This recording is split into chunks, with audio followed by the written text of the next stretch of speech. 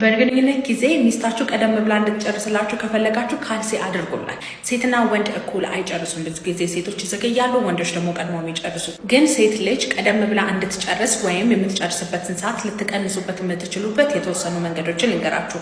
አንደኛ፣ እግሯ ላይ ካልሲ ማድረግ እግር አካባቢ ያለውን ብርድ የሚለውን ነገር እንዲቀንስላት ያደርጋል። እሱ ብዙ ጊዜ ሴቶችን ዴንጀር የሚመጣ ነገር ለጭንቅላታቸው እንዳለ የሚነግራቸው ነገር ነው።